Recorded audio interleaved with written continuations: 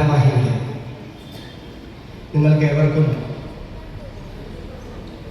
പുതുവത്സരത്തിൻ്റെ എല്ലാവിധ ആശംസകളും മുന്നമേ തന്നെ നേരുകയാണ്.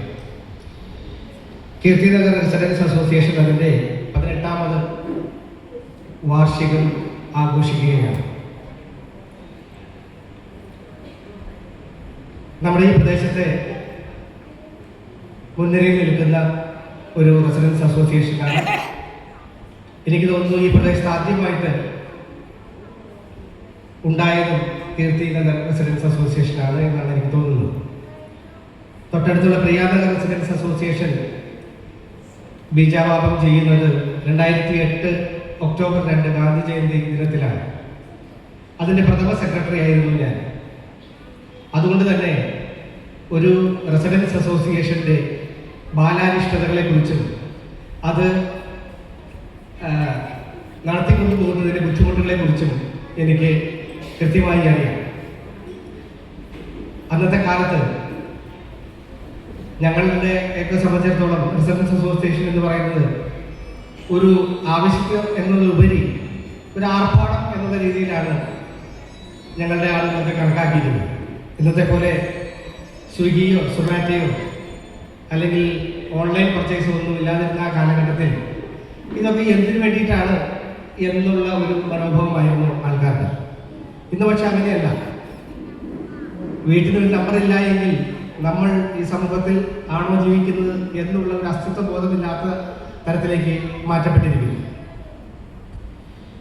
റെസിഡൻസ് അസോസിയേഷന്റെ പ്രാഥമികമായ ധർമ്മം എന്ന് പറയുന്നത് കുടുംബാംഗങ്ങൾ തമ്മിലുള്ളതായ സഹവർത്തിത്വവും സ്നേഹവും പാരസ്പര്യവും ഊട്ടി ഉറപ്പിക്കുക എന്നുള്ളതാണ്. എന്നാൽ നമ്മുടെ പ്രിയങ്കരിയായ വൈസ് പ്രസിഡന്റ് പറഞ്ഞതുപോലെ കൗമാരത്തിൽ നിന്നും യൗവനത്തിലേക്ക് എത്തി നിൽക്കുമ്പോൾ ഇന്ന് കുടുംബങ്ങൾ തമ്മിലുള്ള പാരസ്പര്യത്തെക്കാളുപരി കുടുംബാംഗങ്ങൾ തമ്മിലുള്ളതായ വ്യക്തിബന്ധവും ഊട്ടി ഉറപ്പിക്കേണ്ട ഒരു അവസ്ഥയിലേക്ക് ആണ് നമ്മുടെ ബന്ധങ്ങളുടെ പോക്ക് എന്നുള്ളതാണ്. ഭാരതത്തെ സംബന്ധിച്ചിടത്തോളം കുടുംബങ്ങളുടെ ഒരു മാതൃക, ക്രിസ്ത്യാനികളെ സംബന്ധിച്ചിടത്തോളം ഈ കുടുംബങ്ങളുടെ ഒരു മാതൃക എന്ന് പറഞ്ഞാൽ തിരുകുടുംബ സങ്കല്പമാണ്. ഹൈന്ദവർക്ക് ശിവപാർവതി സങ്കല്പമുണ്ട്. അവരുടെ കുട്ടികളായ സുബ്രഹ്മണ്യനും ഗണപതിയും ഒക്കെ അടങ്ങുന്നതായ ഒരു കുടുംബം.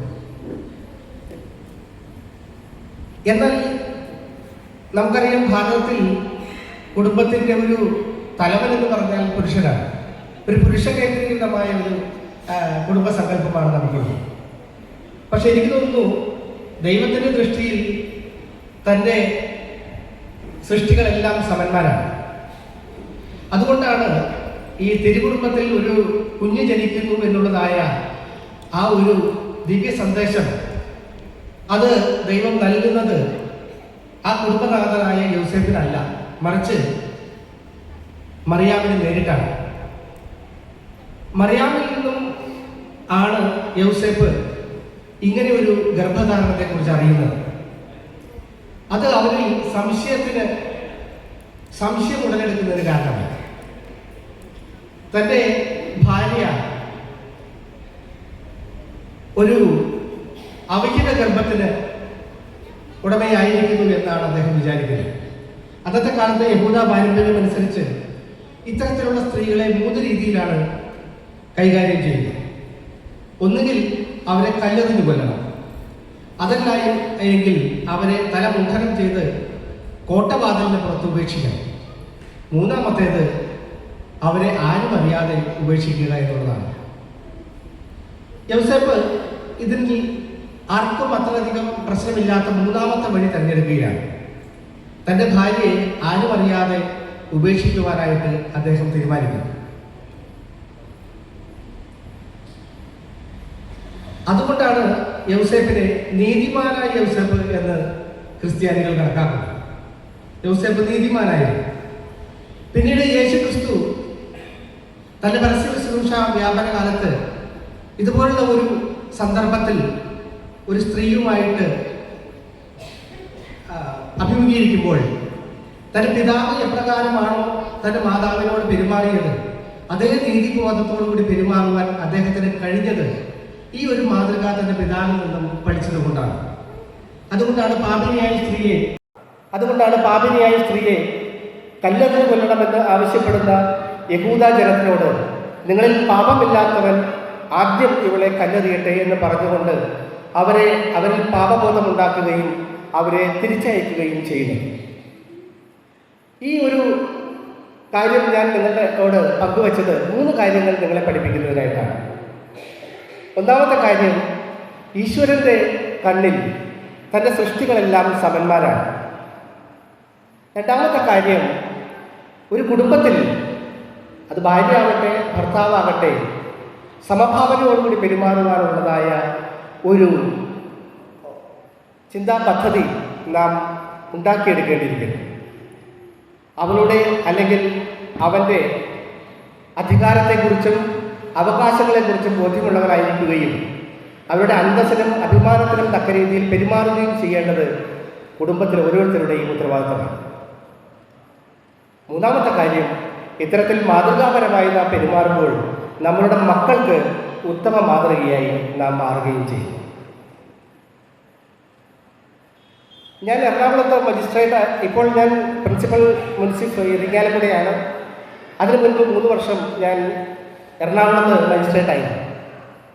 എറണാകുളത്ത് മജിസ്ട്രേറ്റായിരിക്കുന്ന കാലഘട്ടത്തിൽ ഒരു പെൺകുട്ടിയുടെ ദാമ്പത്യ പ്രശ്നം എൻ്റെ മുമ്പിൽ വരികയുണ്ടായി. ധാരാളം വരാറുണ്ട്, പക്ഷേ ഇത് വ്യത്യസ്തമായിരിക്കുന്നത് ആ പെൺകുട്ടി നമ്മുടെ ഈ ലൊക്കാലിറ്റിയിൽപ്പെട്ട ഒരു പെൺകുട്ടിയാണ്. വളരെ പ്രശസ്തമായ, നിങ്ങളൊക്കെ പറഞ്ഞാൽ അറിയുന്ന ഒരു കുടുംബത്തിൽപ്പെട്ട പെൺകുട്ടിയാണ്. അവരെ കല്യാണം കഴിച്ചിരിക്കുന്നത് എറണാകുളത്താണ്. ഭർത്താവ് ഒരു പ്രൈവറ്റ് എയർ ജെറ്റിൽ പൈലറ്റായിട്ട് വർക്ക് ചെയ്യുകയാണ്. ധാരാളം പണമുണ്ട്. ഇവർക്ക് ഇവിടെ ആയാലും നല്ല പണമൊക്കെ ഉണ്ട്. അവരുടെ വിവാഹം കഴിഞ്ഞിട്ട് 3 വർഷമായി. 2 ഇരട്ട കുട്ടികളാണ്. അപ്പോൾ കോടതിയിൽ ഓരോ തവണ സിറ്റിങ്ങിന് വരുമ്പോഴും ഈ 2 ഇരട്ട കുട്ടികളുമായിട്ടാണ് അവർ വരിക. അപ്പോൾ കുട്ടികൾ ഈ കോടതിയുടെ പരിസരത്തൂടെ ഇങ്ങനെ ഓടി നടക്കും. പൂമ്പാറ്റകളെ പോലെ ഓടി നടക്കുന്ന ഈ കുട്ടികളെ സ്റ്റാഫിനൊക്കെ വളരെയധികം ഇഷ്ടമാണ്. എന്നാൽ ഈ പെൺകുട്ടിയും ഈ ഭർത്താവും തമ്മിലുള്ളത് വളരെ ചെറിയ പ്രശ്നങ്ങളാണ്. ഞാൻ വക്കീലന്മാരോട് പല പ്രാവശ്യം ആവശ്യപ്പെട്ടു, ഇതൊന്ന് പറഞ്ഞ് പെട്ടെന്ന് സെറ്റിലാക്കുമെന്ന് ഞാൻ അവരോട് ആവശ്യപ്പെടാറുണ്ട്. അപ്പോൾ വക്കീലന്മാർ എന്നോട് പറഞ്ഞു, സാർ ഒരു ചേംബർ സിറ്റിംഗ് നടത്തിയാൽ നന്നായിരുന്നു.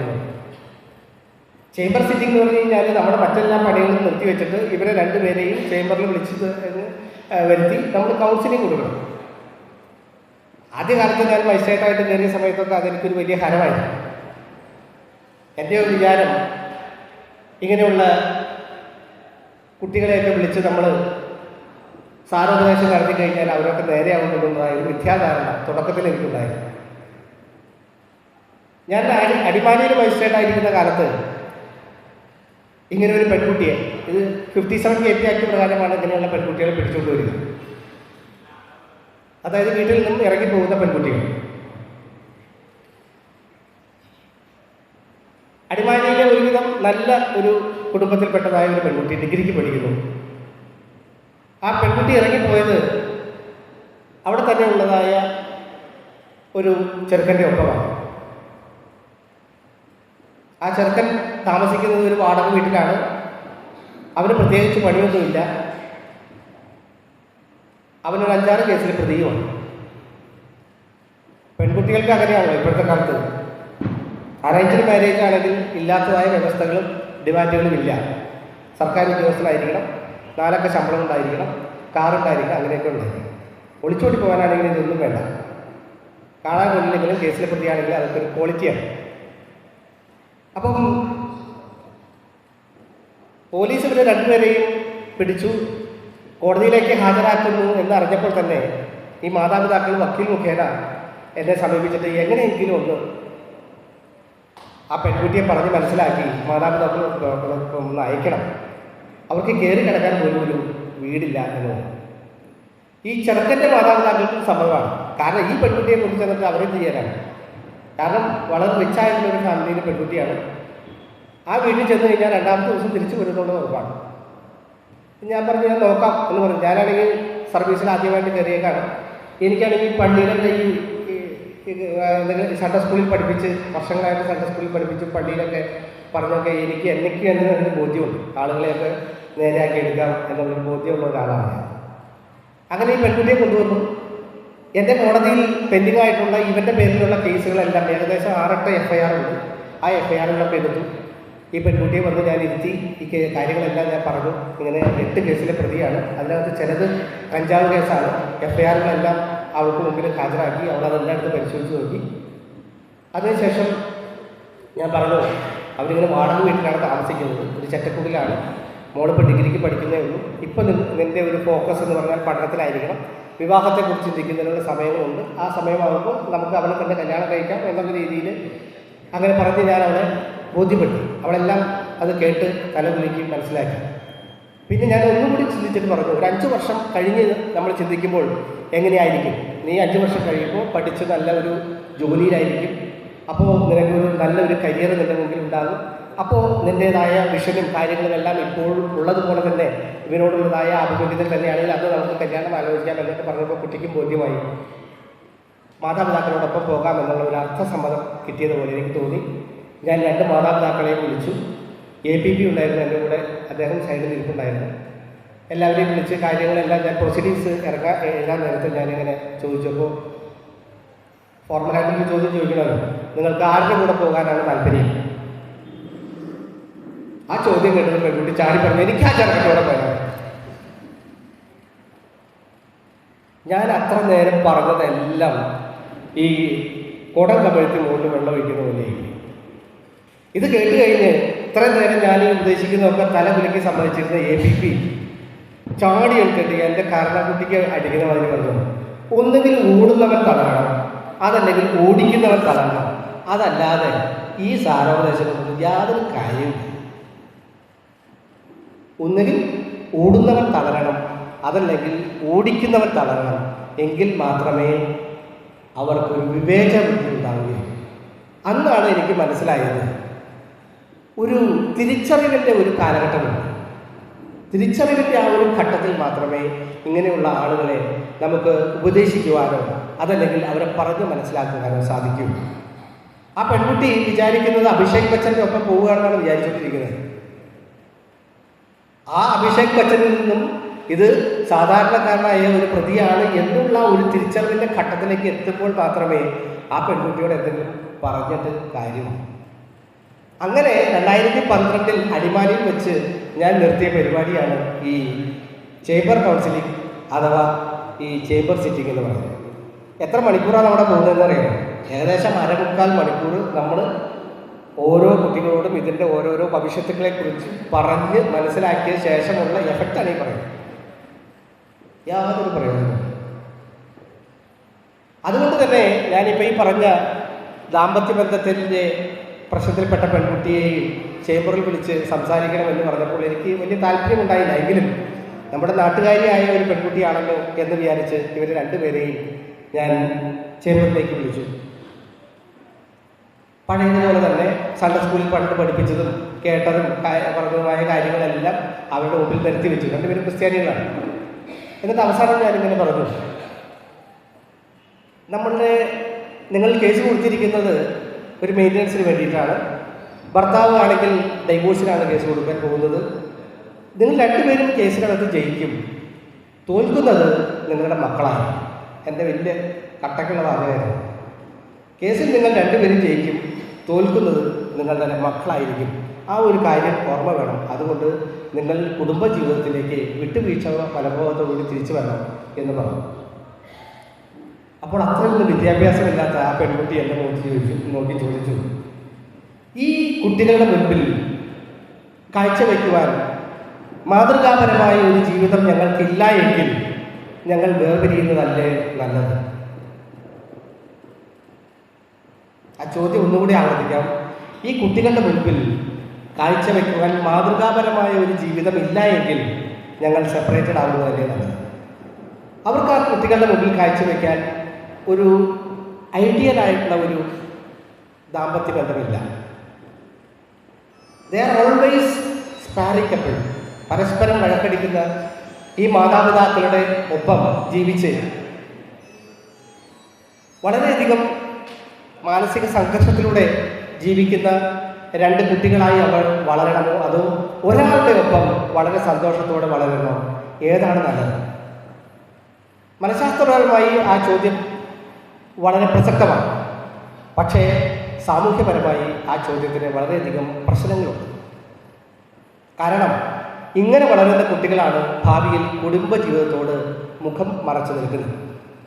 സിംഗിൾ പാരന്റിംഗ് എന്ന് പറഞ്ഞാൽ അത് വലിയൊരു പ്രശ്നം തന്നെയാണ്. ഇന്ന് സമൂഹത്തെ തുറച്ചു നോക്കുന്ന ഒരു വലിയ പ്രശ്നമാണ് ഈ സിംഗിൾ പാരന്റിങ്ങും അതോടൊപ്പം തന്നെ ഈ സ്പാരിംഗ് കപ്പിൾസ്, അതാ ബ്രോക്കൺ ഫാമിലി എന്ന് പറയും. ഒരു ബ്രോക്കൺ ഫാമിലി, അതിനകത്തുള്ള ഒരു സ്ത്രീ, അവർ നേരിടുന്നതായ കുറ്റപ്പെടുത്തലുകൾ, അവർക്കെതിരെയുള്ളതായ ഗാർഹിക പീഡനം, ശാരീരികമായ പീഡനം, അതുപോലെ തന്നെ സാമ്പത്തികമായ പരാധീനത, ആശ്രയബോധം, മാനസികമായും ശാരീരികമായുമുള്ള കുറ്റപ്പെടുത്തലുകൾ, ഇതൊക്കെ കണ്ടു വളരുന്നതായ ഒരു കുട്ടിയെ സംബന്ധിച്ചിടത്തോളം ഒരു കുടുംബജീവിതം വേണ്ട എന്നുള്ള ഒരു തീരുമാനത്തിലേക്ക് അവർ എത്തിച്ചേരുകയാണ്. അതുകൊണ്ട് തന്നെ നമ്മുടെ കുടുംബങ്ങളെ ചേർത്ത് പിടിക്കേണ്ടതും നമ്മുടെ കുടുംബ ബന്ധങ്ങളെ കുറച്ചുകൂടി ആഴമുള്ളതാക്കേണ്ടതും പാരൻസ് എന്നുള്ള രീതിയിൽ നമ്മുടെ ഓരോരുത്തരുടെയും ഒരു കർത്തവ്യമാണ്. പിന്നീട് കൂടുതലായിട്ട് കണ്ടുവരുന്നത് സ്ക്രീൻ അഡിക്ഷൻ എന്ന് പറയുന്ന ഒരു പ്രശ്നമാണ്. ഇന്നെല്ലാവരും സ്ക്രീനിൻ്റെ മുമ്പിൽ, ഇൻ്റർനെറ്റ് ആകട്ടെ, അതല്ലെങ്കിൽ കമ്പ്യൂട്ടർ ആകട്ടെ, മൊബൈൽ ഫോൺ ആകട്ടെ, അതിൻ്റെ മുൻപിൽ അഡിക്റ്റഡ് ആയിട്ട് നിൽക്കുകയാണ്. നമ്മൾ ഈ ടെക്നോളജിയോടൊപ്പം വളർന്നു വന്ന ഒരു തലമുറയാണ്. പക്ഷേ ഇപ്പോൾ പോലും ആ ടെക്നോളജി നമ്മുടെ ജീവിതത്തിൽ എത്ര പരിധി വരെ ആകണം എന്നുള്ളതായ ഒരു ദിശാബോധം നമുക്കില്ല എന്നുള്ളതാണ്. പലപ്പോഴും നമ്മുടെ മനസ്സിലെ കാലുഷ്യം വലിച്ചെറിയുന്നതിനുള്ള ഒരു കുപ്പത്തൊട്ടികളായി നമ്മുടെ സോഷ്യൽ മീഡിയ മാറ്റി കഴിഞ്ഞിരിക്കുന്നു. ഫേസ്ബുക്കൊക്കെ എടുത്ത് നോക്കിക്കഴിഞ്ഞ് കഴിഞ്ഞാൽ ആളുകൾ നമ്മുടെ മനസ്സിലെ ഈ കാലുഷ്യവും പകയും വൈരാഗ്യവും എല്ലാം വലിച്ചെറിയുന്നതിനൊരു സ്ഥലമായിട്ട് ഉപയോഗിക്കുകയാണ്. ഒരു ചായക്കടയിൽ നമ്മൾ രണ്ടുപേരും കൂടി പോകുന്നു, 2 ചായയ്ക്ക് ഓർഡർ ചെയ്യുന്നു. അപ്പോൾ മറ്റേ ആൾ പറയുന്നു എനിക്ക് ചായ വേണ്ട, കാപ്പി മതി എന്ന് പറയുന്നു. ഉടൻ തന്നെ അയാൾ മാറ്റി പറയുന്നു 1 ചായ 1 കാപ്പി. അങ്ങനെ ഒരാൾ ചായയും മറ്റേ ആൾ കാപ്പിയും കുടിച്ച് ഇറങ്ങിപ്പോരുന്ന ആ ഒരു ടീ ഷോപ്പിൽ നിന്നും അയാൾ തൻ്റെ ഫേസ്ബുക്കിൽ ചെന്ന് കഴിഞ്ഞാൽ മറ്റേ ആളുടെ ആശയങ്ങൾക്കോ മറ്റേ ആളുടെ അഭിപ്രായങ്ങൾക്കോ അയാളുടെ വ്യക്തിത്വത്തിനോ യാതൊരുവിധ പ്രാധാന്യവും നൽകാതെ അവരെ ആക്ഷേപിക്കുകയും അവരെ അവമതിക്കുകയും ചെയ്യുന്ന കമൻറ്റുകൾ കൊണ്ട് മൂടുന്ന ഒരു പ്രക്രിയ നാം കാണുകയാണ്. അതായത് പരസ്യ ജീവിതത്തിൽ അല്ലെങ്കിൽ സമൂഹത്തിൽ ഒരു മുഖവും അതേപോലെ തന്നെ സോഷ്യൽ മീഡിയയിൽ മറ്റൊരു മുഖവുമുള്ളതായ ആളുകളായി നാം മാറിക്കഴിഞ്ഞിരിക്കുകയാണ്. എന്നാൽ നമ്മുടെ കുട്ടികൾ അതിൽ നിന്നൊക്കെ മാറിയിട്ട് അത്രയൊന്നും ഒരു കാലുഷ്യത്തിലേക്ക് എത്തുന്നില്ല എന്ന് എനിക്ക് തോന്നുന്നു. അവരെയൊക്കെ അഡ്രസ്സ് ചെയ്യേണ്ട വേറെ വിഷയങ്ങളുണ്ട്. ഇവിടെ അത് അവരില്ലാത്തതുകൊണ്ടാണ് ഞാൻ ആ കാര്യങ്ങൾ പറയാത്തത്. മൂന്നാമതായിട്ട് എനിക്ക് നിങ്ങളോട് പറയാനുള്ളത് നമ്മുടെ കുടുംബത്തിന് നൽകേണ്ടതായ ഒരു ക്വാളിറ്റി ടൈമിനെ കുറിച്ചിട്ടാണ്. പലർക്കും പലവിധമായ ജോലി ഭാരങ്ങളുണ്ടാകും, സാമ്പത്തികമായ പരാശ്രയത്വം ഉണ്ടാകാം, പല ബുദ്ധിമുട്ടുകളുണ്ടെങ്കിലും നമ്മുടെ കുടുംബത്തിന് വേണ്ടിയിട്ട് മാറ്റിവെക്കുവാനുള്ളതായ ഒരു ക്വാളിറ്റി ടൈം കണ്ടെത്തേണ്ടത് നമ്മുടെ ഓരോരുത്തരുടെയും ഉത്തരവാദിത്തമാണ്. ക്വാളിറ്റി ടൈം എന്ന് പറഞ്ഞാൽ ഭാര്യയ്ക്ക് 50,000 രൂപയുടെ സാരി മേടിച്ചു കൊടുക്കണമെന്നല്ല അർത്ഥം. ഭാര്യ സാരി ഉടുക്കുമ്പോൾ അതിന് പിന്നൊന്ന് കുത്തി കൊടുക്കുക, അതിൻ്റെ പ്ലീറ്റൊന്ന് ശരിയാക്കി കൊടുക്കുവാനുള്ള ഒരു സെൻറ്റൻസ് കാണിക്കുക എന്നുള്ളതാണ്. അമ്മയ്ക്ക് 50,000 രൂപയുടെ കണ്ണട മേടിച്ചു കൊടുക്കുക എന്ന് പറയുന്നതല്ല ക്വാളിറ്റി ടൈം. ആ അമ്മയുടെ കൂടെ ചേർന്നിരുന്നു കൊണ്ട് ഒരധ്യായം അല്ലെങ്കിൽ ആ പേപ്പർ ഒന്ന് വായിച്ചു കൊടുക്കുക എന്നുള്ളതാണ്. കുട്ടികൾക്ക് നേരെയുള്ളതായ ക്വാളിറ്റി ടൈം എന്ന് പറയുന്നത് അവർക്ക് iPhone 17 Pro വാങ്ങിച്ചു കൊടുക്കുക എന്നുള്ളതല്ല, പക്ഷേ അവരുടെ ഗൃഹപാഠങ്ങൾ അവരോട് ചേർന്ന് ചെയ്യുവാനായിട്ട് സഹായിക്കുക എന്നുള്ളതാണ്. ഇങ്ങനെ നാം കുടുംബത്തിൽ ചെലവഴിക്കുന്നതായ ക്വാളിറ്റി ടൈമാണ് നമ്മളെ നല്ലൊരു വ്യക്തിയായിട്ട് മാറ്റുന്നത്. ആ ഇൻവെസ്റ്റ്മെൻ്റാണ് നമ്മുടെ കുടുംബത്തിനും നമ്മുടെ സമൂഹത്തിനും നൽകുന്നതായ ഒരു മൂലധനം അല്ലെങ്കിൽ അടിത്തറയാണ്. ആ അടിത്തറയിൽ പടുത്തതായ ഒരു കുടുംബജീവിതം ഉണ്ടെങ്കിൽ അത് നമ്മുടെ നാടിനും നമ്മുടെ സമൂഹത്തിനും ഒരു വലിയ മുതൽക്കൂട്ടായിരിക്കും എന്നുള്ള കാര്യത്തിൽ യാതൊരു സംശയവുമില്ല. അത്തരത്തിലുള്ളതായ കുടുംബ ബന്ധങ്ങൾ കീർത്തി നഗർ റെസിഡൻസ് അസോസിയേഷനിൽ ഓരോരുത്തർക്കും ഉണ്ടാകട്ടെ. അങ്ങനെയുള്ള ഒരു ദിശാബോധം നിങ്ങൾക്ക് ഓരോരുത്തർക്കും ഉണ്ടാകട്ടെ എന്നുള്ള ഒരു പ്രാർത്ഥനയോടുകൂടി ഈ 18ാമത് കീർത്തി നഗർ റെസിഡൻസ് അസോസിയേഷൻ്റെ വാർഷികാഘോഷങ്ങൾ ഉദ്ഘാടനം ചെയ്തതായി പ്രഖ്യാപിച്ചുകൊണ്ട് നിർത്തുന്നു. നന്ദി, നമസ്കാരം.